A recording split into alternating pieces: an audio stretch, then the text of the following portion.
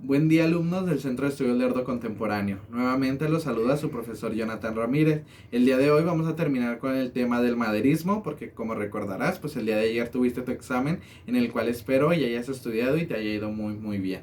Bueno, en el tema de hoy del maderismo, Madero se convirtió en uno de los personajes más esperados por ese México, cansado de la dictadura de Porfirio Díaz y ansioso por un cambio radical.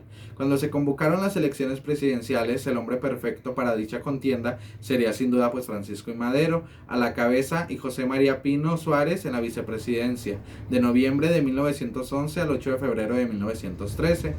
Con gran entusiasmo y esperanza se recibe al nuevo gobierno, pero al conocer al gabinete presidencial, que en su mayoría era de tendencia porfirista, surge descontento social y terminan por pensar que ese cambio tan anhelado no se dará.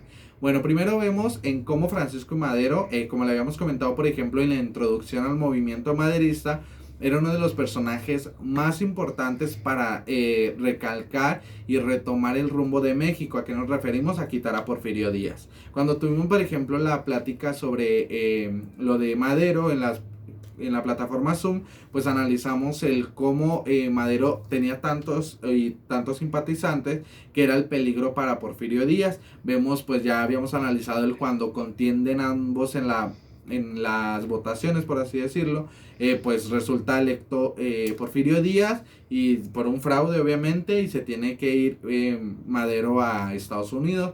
Cuando vuelve Madero con el plan de San Luis que ya hemos retomado, pues vemos que resulta triunfador. Vemos que el gabinete las personas que están rodeando a Francisco y Madero no son las correctas, porque muchas de ellas todavía traen la filosofía de Porfirio Díaz o todavía traen el ámbito de él. Aquí nos referimos a que pues todo ese México, toda la sociedad que estaba esperando el cambio, al ver el gabinete con el que se está formando Francisco y Madero, pues deciden o piensan en que pues ya no va a haber ningún cambio positivo. Y si notarán, pues es mucho de los aspectos que pasan en la actualidad, en que a veces nada más votamos por un representante político, pero no analizamos bien quiénes son los que lo encabezan, o perdón, quiénes son los que rodean a nuestro representante, porque necesitamos poner mucha atención, por ejemplo, en quién va a ir postulado para secretario de salud, de seguridad y de educación, que son los tres fundamentos más importantes de una sociedad, lo que es seguridad, educación y salud. Bueno, nos dice, al no promulgar la reforma agraria que pedían y exigían como resultado del aparente triunfo revolucionario, propició el inicio de un conflicto entre Madero y Zapata, que es algo que les hice mención en la clase pasada, por lo que proclama el Plan de Ayala, documento en el que se desconoce a Madero y se intensifica la lucha en contra del régimen. Cuando hablamos de la reforma agraria, pues vemos que era algo que iba a apoyar tanto a los campesinos, a los obreros, a las personas de bajos recursos para subsistir. En este caso vemos como pues Francisco y Madero no firma, no promulga este acuerdo y pues desata otra controversia social. En este caso, como les ha hecho mención la clase pasada, entre Zapata fue uno de los que pues puso resistencia, fue uno de los representantes más importantes de la Revolución Mexicana, y el cómo también al ver a Madero que no está apoyando a lo que pues tenían en propaganda o en propuesta hacia los más necesitados, pues deciden hacerle lo mismo que Francisco Madero le hizo a Porfirio Díaz, que es desconocer su gobierno. Bueno, nos dice, a pesar de todo el esfuerzo de que Madero dedicaba a las mejoras del país y al cumplimiento con la ideología de la Revolución Mexicana, tropezó con un sistema porfirista muy arraigado en las instituciones sociales, económicas y políticas del país, por lo que no pudo cumplir sus promesas que proclamó al inicio de la lucha armada. No logró regresar las tierras a los campesinos, proteger al proletariado, al obrero, ni darles la justicia a los que habían sufrido durante el régimen del porfiriato. Bueno, vemos primero, como les digo, son temas que pues nos vamos a estar tocando constantemente en los presidentes y en los sexenios de los mismos. ¿Por qué?